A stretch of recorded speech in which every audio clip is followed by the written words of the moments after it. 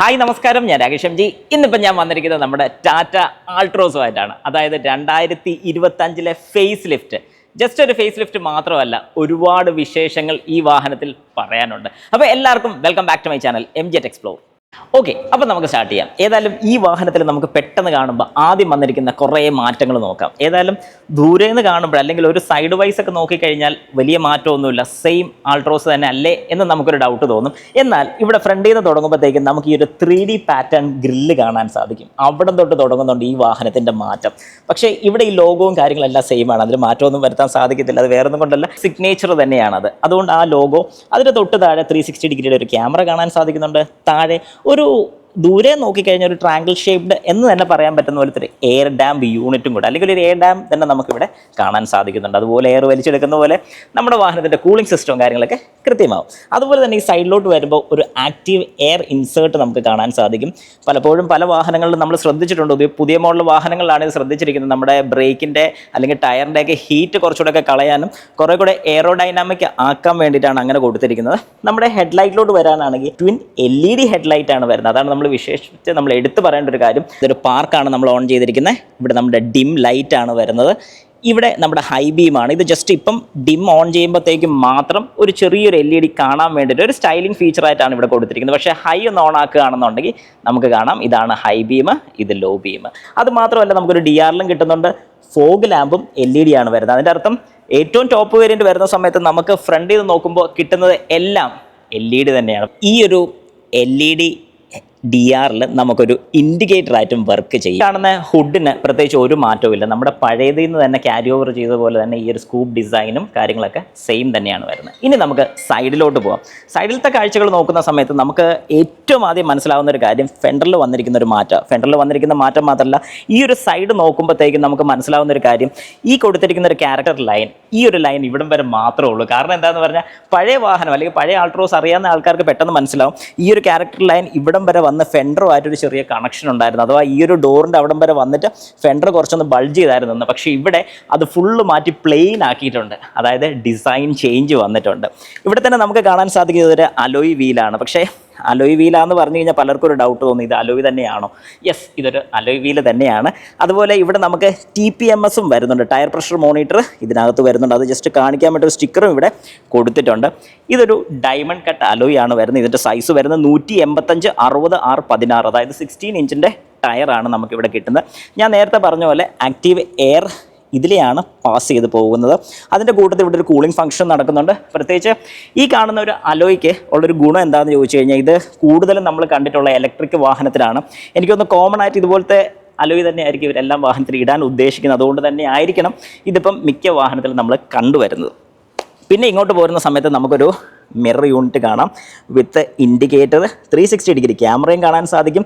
ഇത് ഇലക്ട്രിക്കലി ഫോൾഡബിളും ആണ് വരുന്നത്, ഇലക്ട്രിക്കലി അഡ്ജസ്റ്റബിളും ആണ് നമുക്കിവിടെ കിട്ടുന്ന മിറർ അസംബ്ലി.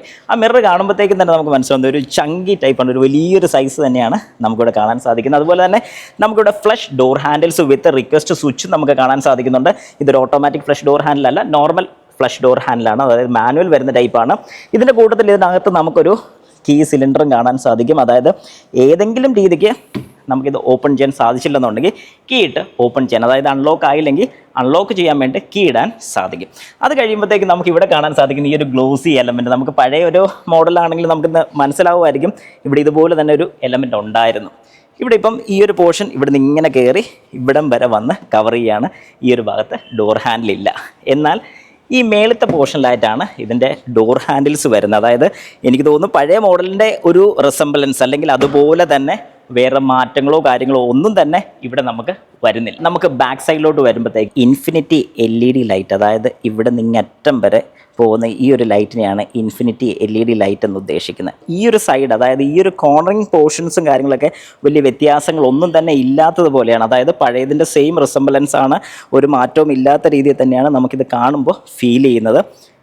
നമുക്കിപ്പം ബ്രേക്ക് ഒന്ന് അപ്ലൈ ചെയ്ത് നോക്കാം. ഇപ്പം നിങ്ങൾ കാണുന്ന ബ്രേക്കാണ്. റൈറ്റ് സൈഡിലെ ഇൻഡിക്കേറ്റർ ഞാനിപ്പം ഇടുന്നുണ്ട്.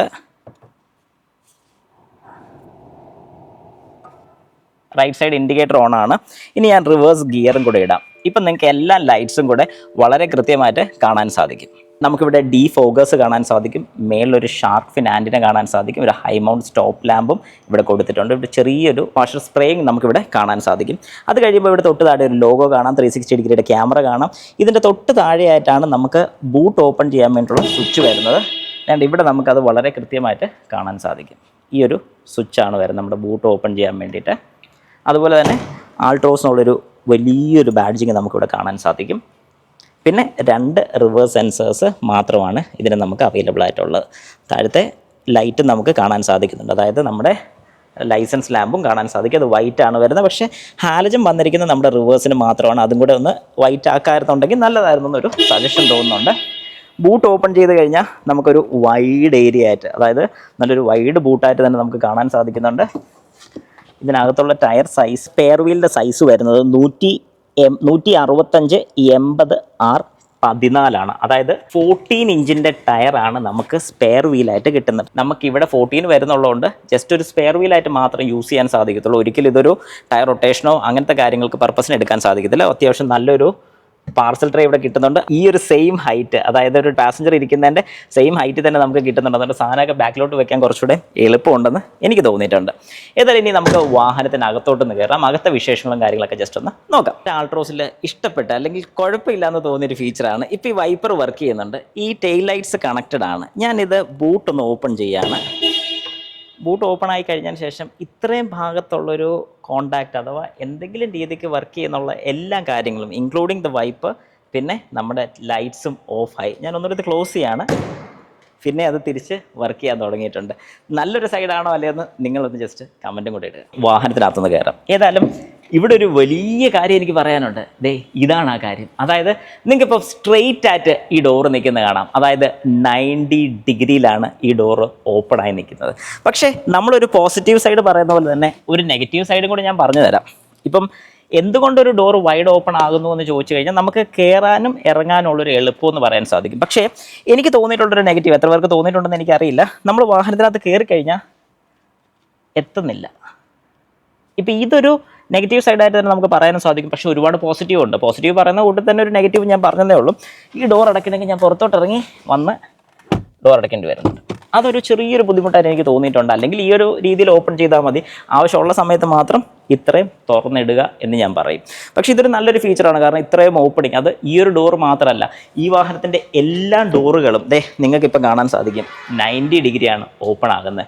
അപ്പോൾ അതിൻ്റെ ഒരു അഡ്വാൻറ്റേജ് ഞാൻ പറഞ്ഞുതരാം. ഒരാളെ ഇപ്പോൾ നമ്മൾ എന്തെങ്കിലും ഒരു കാര്യത്തിന്, അല്ലെങ്കിൽ ചിലർക്ക് കയറാൻ വേണ്ടി, ഇച്ചിരി വണ്ണമുള്ള ആൾക്കാരൊക്കെ ആണെങ്കിൽ കയറാനുള്ള ബുദ്ധിമുട്ട് വരുന്നത് ഈ ഡോറ് ഇത്രേ ഓപ്പൺ ആകാറുള്ളൂ. ഇത്ര ഓപ്പൺ ആയി കഴിയുമ്പോഴത്തേക്കും നമുക്ക് പുറകോട്ട് കയറാൻ ശരിക്കും ബുദ്ധിമുട്ട് ഫീൽ ചെയ്യും. പക്ഷേ ഇവിടെ ഇത്രയും 90 ഡിഗ്രി ഓപ്പൺ ആകുമ്പോഴത്തേക്കും പുറയിലാണെങ്കിലും കയറാൻ നല്ല സുഖമാണ്. ആ ഒരു ഫീച്ചർ നമ്മൾ ഒരിക്കലും മിസ് ചെയ്ത് പോകരുത്. ഇനി നമുക്ക് ഫ്രണ്ടിലത്തെ ഈ ഡോറ് തൊട്ട് തുടങ്ങാം. ഈ ഡോർ പാഡിൽ ഇവിടെ ഒരു സാധനം നിങ്ങൾ വെക്കരുത്. കാരണം വെച്ച് കഴിഞ്ഞാൽ അത് താഴോട്ട് ഇങ്ങനെ പോകുന്നതായിരിക്കും. ഏതായാലും നല്ലൊരു ഓപ്ഷനാണ്. കാരണം ഞാൻ പല വാഹനങ്ങളും നമ്മൾ നോക്കുന്ന സമയത്ത് ഇവിടെയൊക്കെ നമ്മൾ പലരും വല്ലതൊക്കെ കൊണ്ടുവയ്ക്കും. പക്ഷേ ഇവിടെ മാത്രം ഇങ്ങനെ പിടിച്ച് അടയ്ക്കാനുള്ളൊരു അവസരം കിട്ടുന്നുണ്ട്. അതുപോലെ തന്നെ ഇവിടെ കൊടുത്തിരിക്കുന്ന ഒരു മെറ്റീരിയൽ, ഒരു ക്ലോത്ത് മെറ്റീരിയലും നമുക്കൊരു കുഷനിങ് എഫക്റ്റും ഒക്കെ ഇവിടെ കൊടുത്തിട്ടുണ്ട്. അതുപോലെ തന്നെ നമുക്കിവിടെ സ്വിച്ചസ് കാണാൻ സാധിക്കും. വളരെ കൃത്യമായിട്ടുള്ള രീതിയിൽ ഇപ്പം ടാറ്റ കൊണ്ടുവന്നിട്ടുണ്ടെന്ന് തന്നെ നമുക്ക് പറയാൻ സാധിക്കും. അതായത് മിറർ അഡ്ജസ്റ്റിങ് ഇതിൻ്റെ കൃത്യമായിട്ടുള്ള സ്ഥലത്ത് വന്നിട്ടുണ്ട്. നമ്മൾ നേരത്തെ പലർക്കും മനസ്സിലായിട്ടുള്ളൊരു കാര്യമാണ്, ഈ ഒരു സൈഡിലാണ് മിറർ അഡ്ജസ്റ്റ് ചെയ്യാനുള്ള സ്വിച്ച് വന്നിരിക്കുന്നത്. പക്ഷേ ഇവിടെ മിറർ അഡ്ജസ്റ്റിംഗ് വളരെ കൃത്യമായിട്ടുള്ള സ്ഥലത്ത് വന്നു എന്ന് ഞാൻ ഉറപ്പിച്ചും പറയും. ഇത് നേരെ താഴോട്ട് പ്രസ് ചെയ്ത് കഴിഞ്ഞാൽ മിറർ ഫോൾഡ് ആവുന്നതായിരിക്കും. ഡ്രൈവർ സൈഡ് മാത്രം 1 ടച്ച് അപ്പ് 1 ടച്ച് ഡൗണും വരുന്നുണ്ട്. ബാക്കിയുള്ളതെല്ലാം സിംഗിൾ ആയിട്ടുള്ള രീതിയാണ് വരുന്നത്. പിന്നെ മിറർ ലോക്ക് ചെയ്യണമെന്നുണ്ടെങ്കിൽ ലോക്ക് ചെയ്തിടാൻ സാധിക്കും. അതുപോലെ തന്നെ സെൻട്രൽ ലോക്കിന്റെ കാണാം, ഒരു metal finish type inside door handle കാണാൻ സാധിക്കും, ട്വിറ്റർ കാണാൻ സാധിക്കും, സ്പീക്കറും നമുക്കിവിടെ കിട്ടുന്നുണ്ട്. ഏതായാലും വൈഡ് ഓപ്പൺ ഡോറാണ്. ഇനി നമുക്ക് അകത്തോട്ട്, അതിനു മുമ്പ് ഒരു കാര്യം കൂടെ പറയട്ടെ, ഇവിടെ ഒരു ബോട്ടിൽ ഹോൾഡറും കാണാൻ സാധിക്കും. നമുക്ക് ഈ സൈഡിലൊരു അംബ്രല്ല ഹോൾഡറും കൂടെ കിട്ടുന്നുണ്ട്. ഏതായാലും സംഗതി കിടുവാണ്. ഇനി വാഹനത്തിനകത്തോട്ട് കയറുമ്പോൾ നല്ലൊരു AC വെന്റ്. പക്ഷേ ഈ ഒരു സൈഡിലോട്ട് നമുക്ക് കയറുമ്പോഴത്തേക്കും നമുക്ക് കാണാൻ സാധിക്കുന്നില്ല, പഴയതുപോലെ തന്നെയാണ്, വ്യത്യാസങ്ങളൊന്നും ഇല്ലെന്ന് നമുക്ക് തോന്നും. പക്ഷേ ഇവിടെ ഒരുപാട് കട്ടിങ് ഡിസൈൻസ് ആണ് നമുക്ക് കൂടുതൽ വന്നിരിക്കുന്നത്. ഈ കട്ടിങ് ഡിസൈൻസ് എന്ന് പറഞ്ഞു കഴിഞ്ഞാൽ നേരത്തെ ഇതൊക്കെ ഫ്ലാറ്റ് ആയിട്ട് ഒരു സിൽവർ പോർഷൻ ആയിരുന്നു. ബാക്കി ഡിസൈൻ വൈസിൽ വേറെ വ്യത്യാസം ഒന്നും ഉണ്ടെന്ന് എനിക്ക് തോന്നുന്നില്ല. പക്ഷെ ഈ ഒരു കട്ട്സും ഈ ഒരു ലൈൻസും ഒക്കെ പുതിയതാണ്. അതുപോലെ തന്നെ സ്റ്റാർട്ട് സ്റ്റോപ്പ് സ്വിച്ച് അതിന്റെ പൊസിഷൻ ചേഞ്ച് ആയിട്ടുണ്ട്. ഇവിടെ വന്നപ്പോൾ അത് കിടുവായിട്ട് തന്നെ എനിക്ക് തോന്നുന്നുണ്ട്.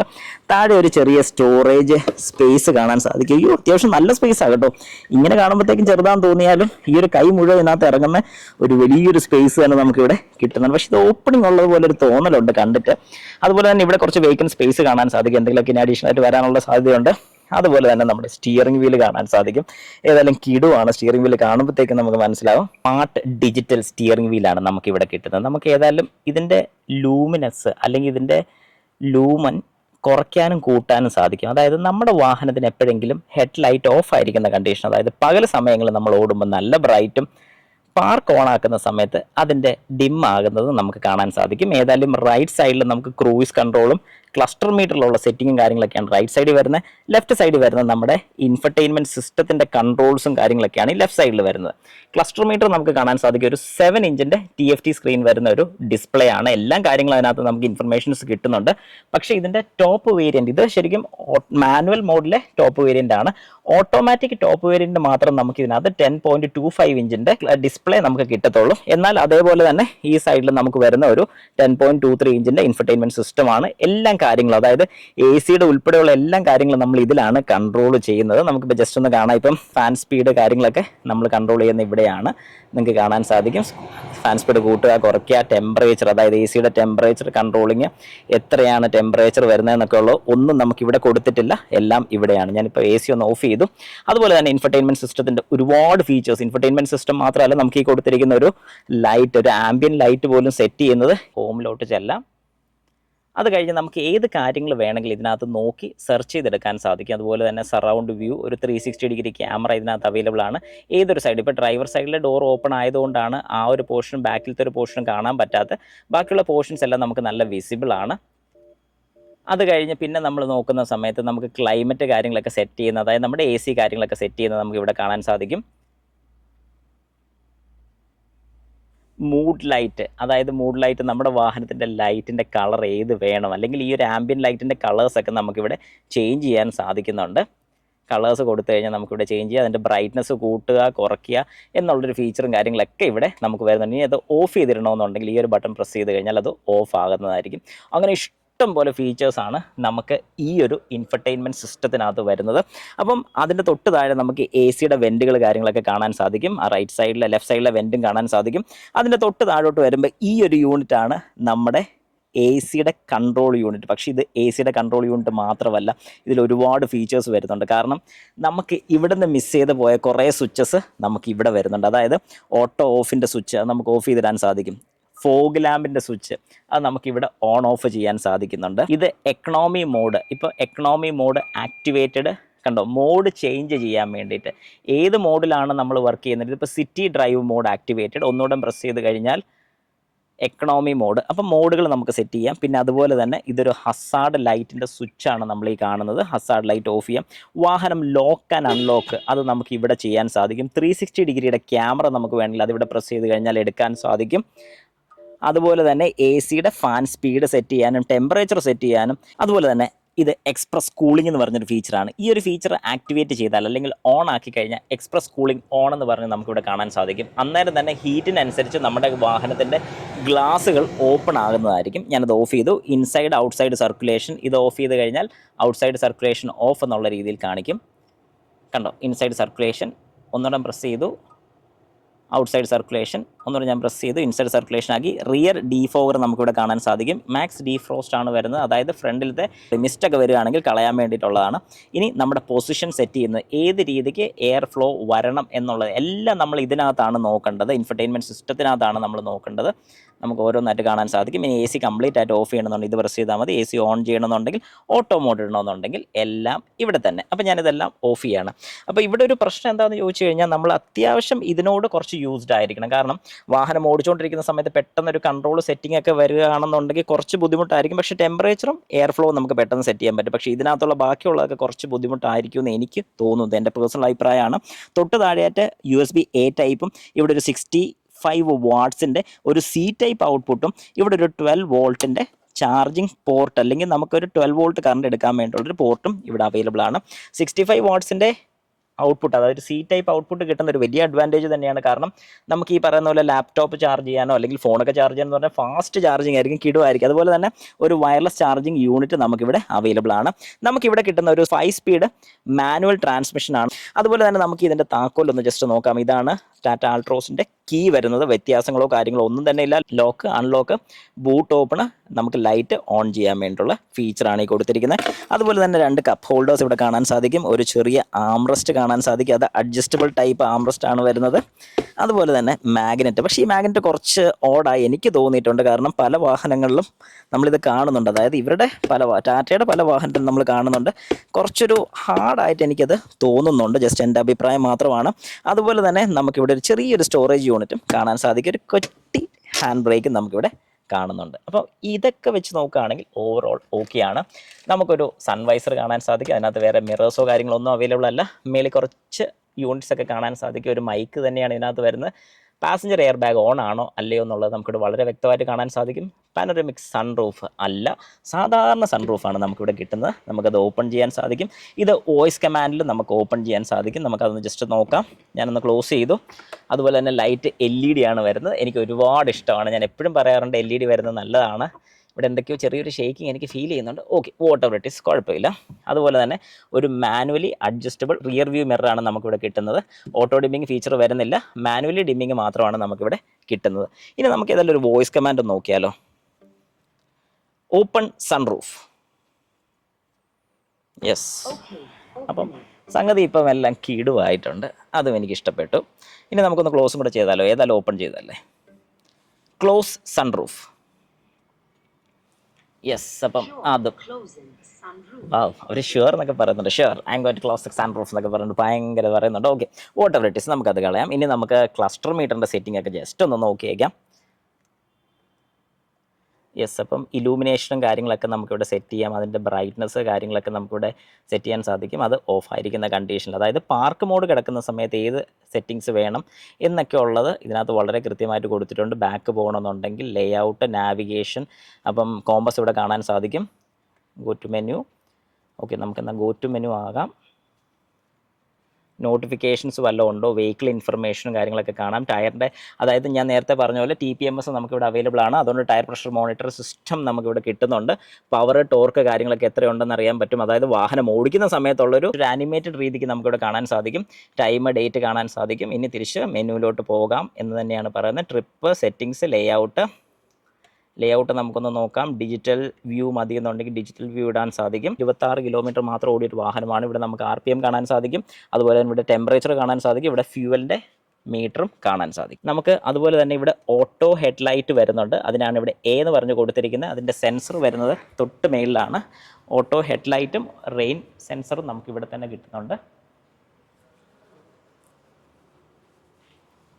ഓക്കെ, അപ്പം നമുക്കിവിടെ ഓട്ടോ വേണമെങ്കിൽ ഓട്ടോ ഇടാൻ സാധിക്കും. അതുപോലെ തന്നെ ഇത് ഓഫ് മോഡാണ്. ഇത് പാർക്ക് മോഡ്, ഹെഡ്ലൈറ്റ് ഓൺ മോഡാണ് നമുക്ക് വരുന്നത്. ഓക്കെ, ഹെഡ്ലൈറ്റ് ഓൺ ഓഫ് ചെയ്യണമെന്നുണ്ടെങ്കിൽ ഇഗ്നിഷൻ ഓൺ ആയിരിക്കണം. അതായത് സ്റ്റാർട്ട് ആയിരിക്കുന്ന കണ്ടീഷനിൽ മാത്രം നടക്കത്തുള്ളൂ. ഹെഡ്ലൈറ്റിൻ്റെ ലെവലിംഗ് സ്വിച്ച് വേണ്ട ഈ ഒരു പൊസിഷനിലാണ് വരുന്നത്. ഹൈറ്റ് അഡ്ജസ്റ്റ് ചെയ്യാൻ വേണ്ടിയിട്ട് നമുക്കിവിടെ നിന്ന് നോക്കിയാൽ കാണാൻ സാധിക്കും. ഞാൻ പൊക്കുകയും താക്കുകയും ചെയ്യുമ്പോൾ അത് താഴെയും പൊങ്ങുകയും ചെയ്യുന്നത് ശ്രദ്ധിച്ചാൽ കൃത്യമായിട്ട് നിങ്ങൾക്ക് ആ പഞ്ച് കാണുമ്പോൾ മനസ്സിലാവും. ഓക്കെ, ശരി.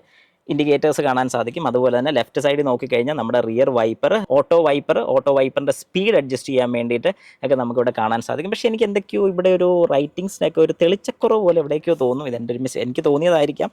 അതുപോലെ തന്നെ നമുക്ക് സ്റ്റിയറിംഗ് ടിൽറ്റ് അഡ്ജസ്റ്റ് ചെയ്യാം. ടിൽറ്റ് അഡ്ജസ്റ്റിംഗ് മാത്രമേ ഇവിടെ നടക്കുന്നുള്ളൂ. ഇനി നമുക്ക് ഡ്രൈവർ സൈഡിലൊന്ന് ഇരുന്ന് നോക്കാം എങ്ങനെയുണ്ടെന്നുള്ളത്. ഓക്കെ, അങ്ങനെ നമ്മളിപ്പോൾ ഡ്രൈവർ സൈഡിലോട്ട് കയറി ഇരുന്ന് കഴിയുമ്പോൾ ഏതായാലും സീറ്റിംഗ് പൊസിഷൻ എനിക്ക് ഒരുപാട് ഇഷ്ടപ്പെട്ടു. അത് ഡ്രൈവർ സൈഡിൽ ഇരുന്നപ്പോൾ ഞാൻ പറയാൻ വിട്ടുപോയതല്ല, എന്നാൽ നിങ്ങളെ കാണിക്കാമെന്നും കൂടെ വിചാരിച്ചിട്ടാണ്. തൈ സപ്പോർട്ടും കാര്യങ്ങളൊക്കെ നിങ്ങൾക്ക് ഈ ഒരു സീറ്റ് കാണുമ്പോൾ വളരെ വ്യക്തമായിട്ട് മനസ്സിലാവും. നല്ലൊരു തൈ സപ്പോർട്ടും നമ്മളെ പിടിച്ചിരുത്തുന്ന ഈ 2 ബോൾസ്റ്ററും കാര്യങ്ങളൊക്കെ വരുമ്പോൾ നല്ല കിടു ഫീല് തന്നെയാണ് ഇവിടെ നമുക്ക് കിട്ടുന്നത്. അതായത് ഞാൻ പറഞ്ഞ പോലെ ഇതൊരു ലെതർ സീറ്റ് അല്ല, ഫാബ്രിക് സീറ്റാണ് നമുക്കിവിടെ കിട്ടുന്നത്. ഈ ഒരു കളറും നല്ല തീമാണ്. പക്ഷെ ഒരു കുഴപ്പമായിട്ട് എനിക്ക് തോന്നിയിട്ടുള്ളത് പെട്ടെന്ന് മുഷിയാനുള്ള അല്ലെങ്കിൽ ചെളി പിടിക്കാനൊക്കെ ഉള്ള ചാൻസസ് കുറച്ച് കൂടുതലാണ്. അതുകൊണ്ട് നല്ല രീതിക്ക് എപ്പോഴും ഇൻറ്റീരിയർ ക്ലീനിങ്ങും കാര്യങ്ങളൊക്കെ ക്ലീൻ ചെയ്ത് കൊണ്ട് നടക്കുന്നത് നല്ലതായിരിക്കും. ഇനി നമ്മൾ ആദ്യം ചെയ്യാൻ പോകുന്നൊരു കാര്യം, വാഹനത്തിൽ കയറി കഴിഞ്ഞാൽ ഗ്ലോ ബോക്സ് ഓപ്പൺ ചെയ്യാറാണ് നമ്മുടെ പതിവ്. കാലേ വന്ന് മുട്ടി ഞാൻ ഒരപ്പം ഒന്ന് ബാക്കിലിട്ടിട്ടു, സെറ്റ്. പക്ഷേ ഒരു രക്ഷയില്ല. ഇതിപ്പോൾ എന്താ പറയുന്നത്, ഒരു താജ്മഹൽ കണ്ടൊരു ഫീലാന്ന് വേണമെങ്കിൽ പറയാം. കാരണം ഒരുപാട് സ്റ്റോറേജ് സ്പേസ് ആണ്. പ്രത്യേകിച്ച് ഇവിടെ ഒരു ലൈറ്റ് കൊടുത്തിട്ടുണ്ട്, നല്ലൊരു കാര്യമാണ്. പക്ഷേ ഇതൊരു ട്രെയിൻ കൂടെയാണ് കേട്ടോ. കിടു ഫീച്ചറാന്ന് പറയും. ഇത്രയും ഏരിയ നമുക്ക് ഈ ഒരു ഗ്ലോ ബോക്സിൽ കിട്ടുന്നുണ്ട്. ഈ ഒരു പോർഷൻ നമുക്ക് ഊരുകയും വെക്കുകയും ചെയ്യാൻ സാധിക്കും. അതുപോലെ തന്നെ നമുക്കൊരു ഓണേഴ്സ് മാനുവലും കാര്യങ്ങളൊക്കെ കിട്ടുന്നുണ്ട്. കിടുവാണ്. ഒരു മയിലിൻ്റെ പടമൊക്കെ നമുക്കിവിടെ കാണാൻ സാധിക്കും. ഇവിടെ കാർഡ്സോ കാര്യങ്ങളൊക്കെ വെക്കാൻ സാധിക്കും, കാർഡോ കാര്യങ്ങളൊക്കെ വെക്കാൻ സാധിക്കും. ഇതിൻ്റെ താഴെ എന്തെങ്കിലുമൊക്കെ വെക്കാം. ഒരു പെൻ ഹോൾഡർ ആണെന്ന് തോന്നുന്നു ഇവിടെ കാണുന്നത്. പെൻ വെക്കാൻ വേണ്ടി പറ്റും. ഇവിടെ 2 കപ്പ് ഹോൾഡേഴ്സും കിട്ടുന്നുണ്ട്. ഏതായാലും ഓവറോൾ കിടുവാണ്. എനിക്ക് ആ ലൈറ്റ് ഒരുപാട് അങ്ങ് ഇഷ്ടപ്പെട്ടു പോയി കേട്ടോ.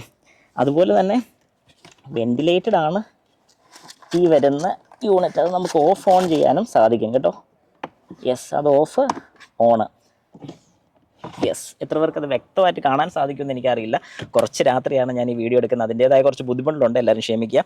ഇവിടെ ഇരുന്നുകൊണ്ട് എനിക്ക് ഇൻഫർടൈൻമെൻറ്റ് സിസ്റ്റം ഒന്ന് കൺട്രോൾ ചെയ്യാൻ സാധിക്കും. അതുപോലെ തന്നെ AC യുടെ യൂണിറ്റ്സ് കൺട്രോൾ ചെയ്യാൻ സാധിക്കും. എയർ ബാഗ് നമുക്ക് ഈ ഒരു മോഡലിൽ 6 എയർ ബാഗ് ആണ് വരുന്നത്. അതായത് ഇപ്പം ടാറ്റയുടെ കാര്യത്തിൽ പിന്നെ നമുക്ക് സേഫ്റ്റിയുടെ ഒരു കൺസേൺ അല്ലെങ്കിൽ സേഫ്റ്റിയെക്കുറിച്ചൊന്നും പ്രത്യേകിച്ച് എടുത്ത് പറയേണ്ട കാര്യമില്ല, പ്രൂവൺ ആണ്.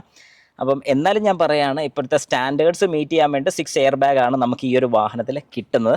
അതും അടിപൊളി ഒരു ഫീച്ചർ തന്നെയാണ്. അതുപോലെ തന്നെ എനിക്ക് ആംറസ്റ്റ് ഷെയർ ചെയ്യാൻ സാധിക്കുന്നുണ്ട്. അതും ഒരു കിടു ഫീച്ചറായിട്ട് പറയാൻ സാധിക്കും. ഇപ്പോൾ ഇതുപോലത്തെ ഒരു ഹുക്കും കാണാൻ സാധിക്കും. മാക്സിമം 2 kg വരെ സപ്പോർട്ട് ചെയ്യുന്ന ഒരു ഹുക്ക് നമുക്കിവിടെ കാണാൻ സാധിക്കും. ഇവിടെ എന്തെങ്കിലുമൊക്കെ തൂക്കിയിടാനും സാധിക്കും. അത് മാത്രമല്ല നമുക്കിവിടെ ഒരു ചെറിയൊരു കണ്ണാടി വരുന്നുണ്ട്. പക്ഷേ ചെറുതാണ്, വലിയൊരു സൈസ് പറയാനില്ല. ഒരു ഓക്കെ ഫീലാണ്. ഇനി നമുക്ക് ഏതായാലും ബാക്കിലത്തെ സീറ്റിലോട്ട് ഇരുന്നിട്ട് അവിടുത്തെ വിശേഷങ്ങളൊന്ന് പറയാം. ഞാൻ ഈ ഒരു സീറ്റ് ഏറ്റവും ബാക്കിലോട്ടല്ല ഇറക്കിയിട്ടിരിക്കുന്ന, ഒരു പകുതിയോളം എനിക്ക് ബുദ്ധിമുട്ടില്ലാത്ത രീതിയിൽ, ഇത് കാലേ തട്ടാത്ത രീതിയിലാണ് വെച്ചിരിക്കുന്നത്. ഇനി ബാക്കിലോട്ട് ഇരുന്നിട്ട് സ്പേസ് എങ്ങനെയുണ്ടെന്ന് നോക്കാം. ഓക്കെ, അങ്ങനെ ഇപ്പം ബാക്കിലത്തെ സീറ്റിലെ എക്സ്പീരിയൻസ് നമുക്കൊന്ന് പറയാം. ഏതായാലും വന്നിരിക്കുമ്പോൾ തന്നെ ഞാൻ നേരത്തെ കോ ഡ്രൈവർ സീറ്റിൻ്റെ കാര്യം പറഞ്ഞ പോലെ തന്നെ തൈ സപ്പോർട്ട്, ഈ കാണുന്ന തൈ സപ്പോർട്ട് കിടുവാണ്. പല വാഹനങ്ങളിൽ നമ്മൾ കയറുമ്പോൾ മിസ് ചെയ്ത് പോകുന്ന ഒരു പ്രധാന കാര്യം. കാരണം എന്താണെന്ന് പറഞ്ഞാൽ നമ്മൾ ഇരിക്കുമ്പോൾ ഈ ഒരു പോർഷൻ ഫ്ലാറ്റ് ആണെന്നുണ്ടെങ്കിൽ നമുക്ക് കുറച്ച് ബുദ്ധിമുട്ട് തോന്നും. എന്നാൽ ഇതുപോലെ കുറച്ചൊന്നും ബൾജി ആണെങ്കിൽ കുറച്ചുകൂടെ ഒരു കംഫർട്ടബിൾ ആണെന്ന് എനിക്ക് തോന്നിയിട്ടുണ്ട്. ഇവിടെ ഒരു സ്കൂപ്പി ഡിസൈൻ നമുക്ക് കാണാൻ സാധിക്കും. പക്ഷേ എന്നാലും ബാക്കിലത്തെ സ്പേസ് ഒരു ഓക്കെ. ഞാൻ നേരത്തെ പറഞ്ഞ പോലെ ഫ്രണ്ടിൽ ഞാൻ നല്ല കംഫർട്ടബിളായിട്ട് ഇരുന്നുകൊണ്ട് ഇവിടെ സ്ഥലം ഇച്ചിരി കുറവായിട്ട് എനിക്ക് തോന്നുന്നുണ്ട്. ഈ ഒരു തൈ സപ്പോർട്ടിൻ്റെ കൂടെ കയറി വരുന്നുള്ളതുകൊണ്ട് നിങ്ങൾക്ക് കുറവായിട്ട് തോന്നുന്നു മാത്രം എന്ന് വേണമെങ്കിൽ പറയാം. പക്ഷേ കുറച്ചൊരു സ്പേസ് കുറവായിട്ട് എനിക്കും തോന്നിയിട്ടുണ്ട് കേട്ടോ. പക്ഷേ കാല് സുഖമായിട്ട് വെച്ചിരിക്കാം. ഇവിടെ തട്ടുന്നുണ്ട്, ഇല്ലെന്ന് ഞാൻ പറയുന്നില്ല. 2 ഹെഡ് റെസ്റ്റ് വരുന്നുണ്ട്. അതുപോലെ തന്നെ നമുക്കിവിടെ ഒരു ആം റെസ്റ്റും വരുന്നുണ്ട്. വിത്ത് 2 കപ്പ് ഹോൾഡേഴ്സും നമുക്കിവിടെ കിട്ടുന്നുണ്ട്.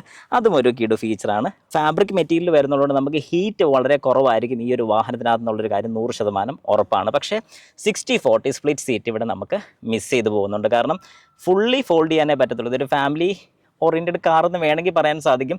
അങ്ങനെയാണെങ്കിൽ പോലും ഇങ്ങനൊരു ഫീച്ചർ ഒരു 60-40 കൂടെ ഉണ്ടായിരുന്നെങ്കിൽ നല്ലതായിരുന്നു എന്ന് എനിക്ക് തോന്നുന്നുണ്ട്. പേഴ്സണലി പറഞ്ഞൊരു കാര്യമാണ്. അതുപോലെ തന്നെ നമുക്കിവിടെ ഒരു AC വെൻറ്റ് കാണാൻ സാധിക്കും. അതിൻ്റെ തൊട്ട് താഴെയായിട്ടൊരു 65 വാട്ട്സിൻ്റെ ഒരു ഫാസ്റ്റ് ചാർജിങ് ടൈപ്പ് ഔട്ട്പുട്ടും കിട്ടുന്നുണ്ട്. പക്ഷേ ഫോൺ വെക്കാൻ സ്ഥലങ്ങളൊന്നുമില്ല. ഇതിനകത്തോട്ട് വെച്ച് കഴിഞ്ഞാൽ ഓക്കെ ആയിരിക്കും. അതുപോലെ തന്നെ ഇവിടെ റൂഫ് ലൈറ്റ് നമ്മൾ ഒരിടത്തും കണ്ടില്ല, അത് ഫ്രണ്ടിൽ മാത്രം നമുക്ക് കിട്ടുന്നുള്ളൂ. എനിക്ക് തോന്നുന്നു സൺ റൂഫ് വരുന്നുള്ളതുകൊണ്ട് സൺ റൂഫിൻ്റെ ആ ഒരു ബൾജിങ്, അതായത് ഇത്ര ഒരു ഏരിയ കവർ ചെയ്ത് പോകുന്നുള്ളതുകൊണ്ടായിരിക്കും ചിലപ്പം കിട്ടാത്ത. ഹെഡ് റൂം വലിയ കുഴപ്പമില്ല, നോർമലാണ്. നമുക്ക് അത്യാവശ്യം വേണ്ട ഒരു ഹെഡ് റൂം ഇവിടെ കിട്ടുന്നുണ്ട്. നമുക്കിനി ഈ വാഹനത്തിൻ്റെ ഹൃദയഭാഗം ഒന്ന് കാണാം. അതായത് നമ്മുടെ എൻജിൻ സൈഡ്. ഈ വാഹനത്തിന് 1.2 ലിറ്റർ നാച്ചുറലി ആസ്പിറേറ്റഡ് പെട്രോൾ എഞ്ചിനാണ് വരുന്നത്. അത് മാത്രമല്ല ഇതിന് രണ്ടാമത്തെ ഒരു ഓപ്ഷൻ കൂടെ ഉണ്ട്. 1.5 ലിറ്റർ ഡീസൽ ടെർബോ ചാർജ്ഡ് എഞ്ചിനും നമുക്കിതിനകത്ത് അവൈലബിൾ ആണ്. അപ്പം ഇത് രണ്ടും നോക്കുകയാണെന്നുണ്ടെങ്കിൽ ശരിക്കും പറഞ്ഞു കഴിഞ്ഞാൽ ഒരു ഹാച്ച് ബാക്കിൽ, അതായത് നിലവിൽ ഇപ്പം ഉള്ള സെഗ്മെൻറ്റ് ഹാച്ച് ബാക്കിൽ ഡീസൽ വേരിയൻ്റ് ഉള്ള ഈ ഒരു മോഡലിന് മാത്രമാണ്. അതൊരു വലിയൊരു അഭിമാനമായിട്ട് തന്നെ നമുക്ക് പറയാൻ സാധിക്കും. പക്ഷേ അതിൻ്റെ കൂട്ടത്തിൽ തന്നെ ഒരു സൈഡും കൂടെ നമുക്ക് പറയണം. കാരണം പോസിറ്റീവ് പറയുന്ന കൂട്ടത്തിൽ നെഗറ്റീവും പറയണം. ഡീസൽ മാഞ്ഞു പോയിക്കൊണ്ടിരിക്കുകയാണ്. എത്ര നാൾ ഇത് കാണുമെന്ന് അറിയത്തില്ല. ഡീസൽ വാഹനം ആഗ്രഹിച്ച് നടക്കുന്ന ആൾക്കാർക്ക്, അല്ലെങ്കിൽ പുതിയൊരു ഡീസൽ വാഹനം എടുക്കണം, ഒരു ഹാച്ച് ബാക്ക് വേരിയൻറ്റ് വേണമെന്ന് ആഗ്രഹിക്കുന്ന എല്ലാവർക്കും ഈ ഒരു മോഡൽ ഡീസൽ എടുത്തിടുന്നത് നല്ലതായിരിക്കും. ഇനി നമ്മൾ ഈ കാണുന്നൊരു 3 സിലിണ്ടർ വാഹനമാണ്. 1, 2, 3 ഇഗ്നൈറ്റേഴ്സ് നമുക്കിവിടെ കാണാൻ സാധിക്കും. ഏതായാലും ഇതിൻ്റെ ഒരു പ്രത്യേകത പറയാനാണെങ്കിൽ എൻജിൻ സൈഡ് കൊണ്ട് വലിയ മാറ്റമൊന്നുമില്ല. കുറച്ചുകൂടെ റിഫൈൻഡ് ആണെന്ന് പറയുന്നത്. കൂടുതലും നമ്മുടെ ഈ മൗണ്ടിങ്സും കാര്യങ്ങളൊക്കെയാണ്. അതായത് വൈബ്രേഷൻസ് കൂടുതലും നമ്മുടെ ക്യാബിനിലോട്ട് വരാതിരിക്കാൻ വേണ്ടിയിട്ട് മൗണ്ടിങ്സും കാര്യങ്ങളൊക്കെ കുറച്ചുകൂടെ ഒന്ന് ഇന്നോവേറ്റ് ചെയ്ത്, അല്ലെങ്കിൽ കുറച്ചുകൂടെ ഒന്ന് റിഫൈൻഡ് ആക്കി സെറ്റ് ചെയ്തിട്ടുണ്ട്. അതൊരു വലിയ കാര്യം തന്നെയാണ്, ചെറിയ കാര്യമല്ല. കാരണം എപ്പോഴും നമ്മൾ പറയുന്നൊരു കാര്യമുണ്ട്, സൗണ്ട് 3 സിലിണ്ടർ സൗണ്ട് നോർമലാണ്, വൈബ്രേഷൻസും വരുന്നതാണ്. പക്ഷേ ആ വൈബ്രേഷൻസ് എങ്ങനെ ട്രാൻസ്ഫർ ചെയ്യാതിരിക്കാം, അതായത് ആ വൈബ്രേഷൻ അവിടെ കൊണ്ട് നിർത്തി ബോഡിയിലോട്ട് ട്രാൻസ്ഫർ ചെയ്യാനും അകത്തിരിക്കുന്ന ക്യാബിനിലോട്ട് ബുദ്ധിമുട്ട് വരാതിരിക്കാനും ശ്രമിക്കാൻ പറ്റും. അത് നല്ല രീതിക്ക് ഇവിടെ ശ്രമം നടത്തിയിട്ടുണ്ട്. ഏതായാലും ഇതിൻ്റെ ടെസ്റ്റ് ഡ്രൈവ് നമുക്ക് അവൈലബിൾ ആയിട്ടില്ല. ടെസ്റ്റ് ഡ്രൈവ് അവൈലബിൾ ആയി കഴിഞ്ഞാൽ ഉടനെ തന്നെ ഞാനത് ചെയ്യുന്നതായിരിക്കും. അതുപോലെ തന്നെ ഇതിൻ്റെ ഒരു CNG വേരിയൻറ്റ് അവൈലബിൾ ആണ്. ICNG എന്ന് പറയുന്ന ഒരു ടെക്നോളജി ഇവർക്കുണ്ട്. അതായത് 2 സിലിണ്ടേഴ്സ് ആണ് നമുക്ക് ബൂട്ടിൽ വെക്കുന്നത്. അതായത് ബൂട്ട് സ്പേസ് അത്രയും കൂടെ കളയാതിരിക്കാൻ വേണ്ടിയിട്ടാണ് ഈ ഒരു ഫീച്ചർ കൊണ്ടുവന്നിരിക്കുന്നത്. ICNG ഇപ്പം നമുക്ക് ഈ പറയുന്ന പോലെ ഫ്യൂവൽ എഫിഷ്യൻസി നോക്കുന്ന ഒരു കസ്റ്റമർക്ക്, അതായത് പെർഫോമൻസ് വേണ്ട, ഫ്യൂവൽ എഫിഷ്യൻസി വേണം, അങ്ങനെ നോക്കുന്ന ഒരു വ്യക്തിക്ക് ധൈര്യമായിട്ട് എടുക്കാൻ സാധിക്കുന്ന ഒരു വാഹനം തന്നെയാണ് CNG വേരിയൻറ്റ്. CNGയും ഈ സെയിം 1.2 ലിറ്ററിൽ തന്നെ നമുക്ക് അവൈലബിൾ ആണ്. പക്ഷേ പവർ റേഞ്ചിനും ടോർക്ക് റേഞ്ചിനും വ്യത്യാസം വരുന്നുണ്ട്. ഈ ഒരു മോഡലിന് 3 ട്രാൻസ്മിഷൻ വേരിയൻസ് ആണ് അവൈലബിൾ ആയിട്ടുള്ളത്. അതായത് ഒരു മാനുവൽ വേരിയൻറ്റ് 5 സ്പീഡ് വരുന്നുണ്ട്, പിന്നെ വരുന്നത് DCA വേരിയൻ്റ് ആണ്, ഒരു 6 സ്പീഡ് ഓട്ടോമാറ്റിക് ട്രാൻസ്മിഷൻ വരുന്നുണ്ട്. അതുപോലെ തന്നെ AMT വേരിയൻറ്റ് 5 സ്പീഡ് നമുക്കിവിടെ അവൈലബിൾ ആണ്. അതായത് 3 ട്രാൻസ്മിഷൻ വേരിയൻസ് നമുക്ക് ഈ ഒരു മോഡലിന് കിട്ടുന്നുണ്ട്. ഒരു ചെറിയൊരു വാക്ക് റൗണ്ടും ഇതിൻ്റെ ചെറിയ വിശേഷങ്ങളും കാര്യങ്ങളൊക്കെ ഞാനൊന്ന് പറഞ്ഞിട്ടുണ്ട്. ഏതായാലും ഈ ഒരു വാഹനം ടെസ്റ്റ് ഡ്രൈവും കൂടെ ചെയ്തിട്ട് എങ്ങനെയുണ്ടെന്നുള്ളത് വളരെ കൃത്യമായിട്ട് ഞാൻ പറയുന്നതായിരിക്കും. ഏതായാലും എല്ലാവരും ഒന്ന് വെയിറ്റ് ചെയ്യുക.